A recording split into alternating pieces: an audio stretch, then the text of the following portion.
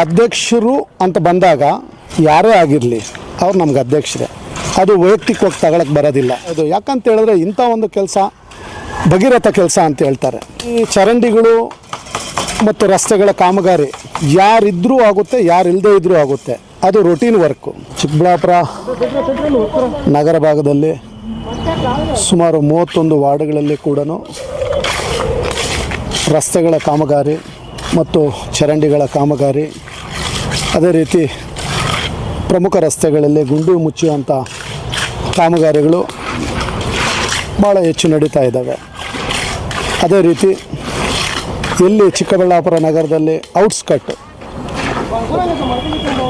ಅಲ್ಲಿ ಹೆಚ್ಚು ಮಣ್ಣು ರಸ್ತೆಗಳು ಜಾಸ್ತಿ ಇರುವಂಥದ್ದಿದೆ. ಈಗ 22ನೇ ವಾರ್ಡು, ಅದೇ ರೀತಿ ವಾಪ್ಸಂದ್ರದ ಕೆಲವು ಭಾಗ, ಅದೇ ರೀತಿ ಕಂದವಾರ, ಅದಾದ ನಂತರ ಪ್ರಶಾಂತ ನಗರ, ತಿಮ್ಮಕ್ಕ ಬಡಾವಣೆ, ಗಂಗನಮಿದ್ದಿ, ಈ ರೀತಿ ಹಲವಾರು ಔಟ್ಸ್ಕಟ್ಟಲ್ಲಿ ರಸ್ತೆಗಳು ಈಗಲೂ ಕೂಡ CC ರಸ್ತೆಗಳಾಗಿ ಪರಿವರ್ತನೆ ಆಗಿಲ್ಲ. ಸೊ ಹಂಗಾಗಿ ನಾವು 9 ತಿಂಗಳಾಗಿದೆ ಇದುವರೆಗೂ ಅಧಿಕಾರ ಪಡೆದು. 9 ತಿಂಗಳಿಂದ ಎಲ್ಲೆಲ್ಲಿ ಅವಶ್ಯಕತೆ ಇದೆ ರಸ್ತೆಗಳ ಕಾಮಗಾರಿ ಅಲ್ಲಿ ಕಾಮಗಾರಿ ಮಾಡೋ ಅಂಥದ್ದಾಗ್ತಾಯಿದೆ. ಎಲ್ಲಿ ಡ್ರೈನ್ ಮಾಡೋ ಅಂಥದ್ದಿದೆ ಅಲ್ಲಿ ಮಾಡೋ ಅಂಥದ್ದಾಗ್ತಾಯಿದೆ.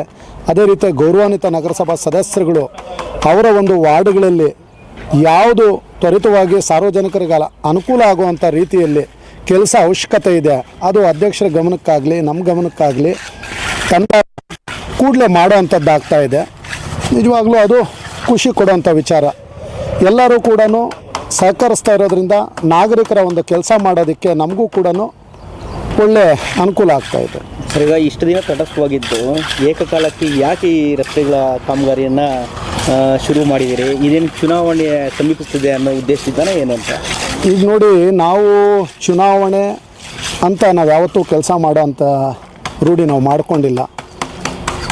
ನಾನು ಅಂತ ಏನಾದರೂ ಹೇಳೋಕ್ಕೆ ಹೋದರೆ ಸುಮಾರು ಚುನಾವಣೆ ಪೂರ್ವದಲ್ಲಿ ಏನು ಅಲ್ಲಿನ ಮತದಾರರಿಗೆ ಮಾತು ಕೊಟ್ಟಿರ್ತೀನಿ, ನನ್ನ ವಾರ್ಡ್ಗೆ ಸಂಬಂಧಪಟ್ಟಂಗೆ ಆ ವಾರ್ಡಲ್ಲಿರ್ತಕ್ಕಂಥ ಎಲ್ಲ ರಸ್ತೆಗಳ ಕಾಮಗಾರಿ, ಚರಂಡಿಗಳ ಕಾಮಗಾರಿ, ಆಮೇಲೆ ಮೂಲಭೂತ ಸೌಕರ್ಯಗಳ ಬಗ್ಗೆ, ಅದೇ ರೀತಿ ಖಾತೆಗಳ ವಿಚಾರವಾಗಿ, ನೀರಿನ ವಿಚಾರವಾಗಿ, ಅದೇ ರೀತಿ ಲೈಟ್ಗಳ ಅಳವಡಿಕೆ ವಿಚಾರದಲ್ಲಾಗಿರಲಿ, ಪ್ರತಿದಿನ ಅಟೆಂಡ್ ಮಾಡೋದಂತಾಗಿರಲಿ, ಸಾರ್ವಜನಿಕರು ಕೊಡುವಂಥ ಅವರ ಬೇಡಿಕೆಗಳು ಅಹವಾಲುಗಳನ್ನು ನೆರವೇರಿಸುವಂಥದ್ದಾಗಿರಲಿ, ನಿರಂತರವಾಗಿ 5 ವರ್ಷಗಳಿಂದ ಸತತವಾಗಿ ಮಾಡಿಕೊಂಡೇ ಬರ್ತಾಯಿದ್ದೀನಿ. ಅದು ಯಾವುದೇ ರೀತಿಯಾಗಲಿ ಎಲ್ಲೂ ಕೂಡ ಅವ್ರ ಮಾತಿಗೆ ಗಾಳಿ ತೂರುವಂಥ ಕೆಲಸ ನಾನು ಮಾಡಿಲ್ಲ, ಮಾಡ್ಕೊಂಡು ಬರ್ತಾಯಿದ್ದೀನಿ. ಇನ್ನೂ ಹಲವಾರು ಕೆಲಸಗಳು ಉಳಿಕೆ ಇದ್ದಾವೆ, ಅದನ್ನೂ ಕೂಡ ನಮ್ಮ ಅವಧಿ ಪೂರ್ಣ ಆಗೋದ್ರೊಳಗಡೆ ಮಾಡಿ ಅವ್ರ ಹತ್ರ ನಂಬಿಕೆ ಉಳಿಸ್ಕೊಳ್ಳೋ ಅಂಥ ಕೆಲಸ ನಾನು ಮಾಡಬೇಕಾಗಿದೆ, ನನ್ನ ಜವಾಬ್ದಾರಿ ಕೂಡ. ಸರ್, ಈಗ ನಗರದ ಸರ್ವತೋಮುಖ ಅಭಿವೃದ್ಧಿಯ ವಿಚಾರವಾಗಿ ಅಬ್ಜೆಕ್ಟಿವ್ ಸಹಕಾರ ಯಾವ ರೀತಿ ಇದೆ? ಇದೇನು ನಿಮಗೆ ನಿಮ್ಮಲ್ಲಿ ಅಧ್ಯಕ್ಷರಲ್ಲಿ ಒಂದು ರೀತಿ ಅಸಮಾಧಾನ ಇದೆ, ಹೊಂದಾಣಿಕೆ ಇಲ್ಲ ಅನ್ನೋ ಮಾತುಗಳು ಕೂಡ ಕೇಳಿ ಬರುತ್ತೆ ಕೆಲವೊಂದು ಸರ್. ಅಧ್ಯಕ್ಷರು ಅಂತ ಬಂದಾಗ ಯಾರೇ ಆಗಿರಲಿ ಅವ್ರು ನಮ್ಗೆ ಅಧ್ಯಕ್ಷರೇ. ಅದು ವೈಯಕ್ತಿಕವಾಗಿ ತಗೊಳಕ್ಕೆ ಬರೋದಿಲ್ಲ. ಕಾರಣ ಏನು ಅಂತ ಹೇಳಿದ್ರೆ, ನಮಗೆ ನಾಯಕರು ಅನ್ನೋರೊಬ್ಬರು ಇದ್ದಾರೆ, ಡಾಕ್ಟರ್ ಕೆ ಸುಧಾಕರ್ ಅವರು. ಅವರು ಎಂಥ ಒಂದು ವ್ಯಕ್ತಿ ಅಂತ ಹೇಳಿದ್ರೆ, ಇಡೀ ಚಿಕ್ಕಬಳ್ಳಾಪುರದಲ್ಲಿ ಯಾರೇ ಶಾಸಕರಾಗಲಿ ಈ ಚರಂಡಿಗಳು ಮತ್ತು ರಸ್ತೆಗಳ ಕಾಮಗಾರಿ ಯಾರಿದ್ರೂ ಆಗುತ್ತೆ, ಯಾರಿಲ್ಲದೇ ಇದ್ರೂ ಆಗುತ್ತೆ. ಅದು ರೊಟೀನ್ ವರ್ಕು. ಯಾವುದು ಶಾಶ್ವತವಾದ ಕೆಲಸ ಅಂತ ಹೇಳಿದ್ರೆ, ಸಾರ್ವಜನಿಕರಿಗೆ ಯಾವುದು ಅವಶ್ಯಕತೆ ಇದೆ, ಯಾವುದನ್ನು ಮಾಡಿದ್ರೆ ಶಾಶ್ವತವಾಗಿ ಜನರ ಮನಸ್ಸಲ್ಲಿ ಉಳ್ಕೊಳ್ಳುತ್ತೆ ಅಂಥ ಒಂದು ಕೆಲಸ ಮಾಡೋ ಅಂಥದ್ದನ್ನು ನಮ್ಮ ಶಾಸಕರು ಮಾಡಿದ್ದಾರೆ. ಹಿಂದೆ ಅವರು ಶಾಸಕರಾಗಿದ್ದಂಥ ಸಮಯದಲ್ಲಿ ಈ ಅಮೃತ ಗಂಗೆ ಅಂತೇಳಿ ಸುಮಾರು 100 ಅಮೃತ ಗಂಗೆಗಳನ್ನು ನಗರದಲ್ಲಿ ಮತ್ತು ಪಟ್ಟಣ ಪಂಚಾಯತಿಗಳಲ್ಲಿ, ಗ್ರಾಮಗಳಲ್ಲಿ ಸುಮಾರು 100 ಮಾಡಿದ್ದಾರೆ. ಅದು ಅವರು ಸ್ವಂತ ಹಣದಿಂದ ಅವರು ಟ್ರಸ್ಟ್ ಮೂಲಕ ಮಾಡಿಸಿದ್ದಾರೆ. ನಿಜವಾಗ್ಲೂ ಕೂಡ ಅವ್ರನ್ನ ಮೆಚ್ಚುವಂಥ ಕೆಲಸ ಇದು. ಯಾಕಂತ ಹೇಳಿದ್ರೆ ಇಂಥ ಒಂದು ಕೆಲಸ ಭಗೀರಥ ಕೆಲಸ ಅಂತ ಹೇಳ್ತಾರೆ. ಬಡವರಿಗೆ, ಮಧ್ಯಮ ವರ್ಗದವರಿಗೆ ಒಂದು 5 ರೂಪಾಯಿ ಕೊಟ್ಟು ಒಂದು 20 ಲೀಟ್ರ್ ನೀರು ತಗೊಂಡೋಗಿ ಶುದ್ಧ ಕುಡಿಯೋ ನೀರು ಕುಡಿಯೋದ್ರಿಂದ ಅವ್ರ ಆರೋಗ್ಯ ಕೂಡ ಒಳ್ಳೆ ಆರೋಗ್ಯವಾಗಿರ್ತಾರೆ. ಆ ರೀತಿ ಒಂದು ಭಗೀರಥ ಕಾರ್ಯ ಮಾಡಿ ಡಾಕ್ಟರ್ ಕೆ ಸುಧಾಕರ್ ಅವರು. ಅದೇ ರೀತಿ ಮರಳು ಭೂಮಿ ಅಂತಿತ್ತು ಚಿಕ್ಕಬಳ್ಳಾಪುರ.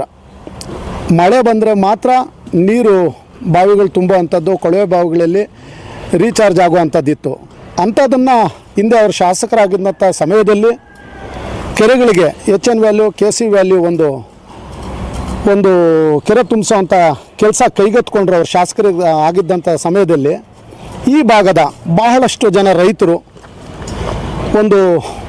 ಅವರ ಒಂದು ಕೊಳವೆ ಬಾವಿಗಳಲ್ಲಿ ಹೆಚ್ಚು ನೀರು ರೀಚಾರ್ಜ್ ಆಗಿದ್ದರಿಂದ ಈಗ ಒಂದು ರೋಸ್ ಬೆಳೆಯೋರಾಗಿರಲಿ, ದ್ರಾಕ್ಷಿ ಬೆಳೆಯೋರಾಗಿರಲಿ, ಆಲೂಗಡ್ಡೆ ಬೆಳೆಯೋರಾಗಿರಲಿ, ಪ್ರತಿಯೊಬ್ಬರು ಕೂಡ ಭಾಳ ಖುಷಿಯಿಂದ ಜೀವನ ಮಾಡೋದಕ್ಕೆ ಅನುಕೂಲ ಆಗಿದೆ.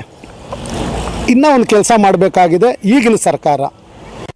ಏನು 2 ಹಂತದ ಶುದ್ಧೀಕರಣ ಮಾಡಿ ನೀರು ಬಿಡ್ತಾ ಇದ್ದಾರೆ ಈ ಕೆರೆಗಳಿಗೆ. ಆದ್ದರಿಂದ ಈಗ ಬಾವಿಗಳಲ್ಲಿ, ಕೊಳವೆ ಬಾವಿಗಳಲ್ಲಿ ನೀರು ಜಾಸ್ತಿ ಆಗ್ತಾಯಿದೆ, ಜಾಸ್ತಿ ಪ್ರಮಾಣದಲ್ಲಿ ಬರ್ತಾ ಇದೆ. ಅದು ಒಳ್ಳೆಯದು. ಅದ್ರ ಜೊತೆಗೆ 3ನೇ ಹಂತದ ಶುದ್ಧೀಕರಣ ಈ ಸರ್ಕಾರದಲ್ಲಿ ಪ್ರತಿಯೊಬ್ಬರೂ ಕೂಡ ಶಾಸಕರಾದಂಥವರು ಅವರ ಒಂದು CM ಹತ್ರ ಅವರು ಒಂದು ಬೇಡಿಕೆ ಇಟ್ಟು 3ನೇ ಹಂತದ ಶುದ್ಧೀಕರಣ ಮಾಡಿದ್ರೆ ನಿಜವಾಗ್ಲೂ ಹೇಳ್ತೀನಿ ಅಷ್ಟು ದಿನಾನು ಅನ್ಸ್ಕೊಳ್ಳೋಂಥದ್ದಾಗುತ್ತೆ.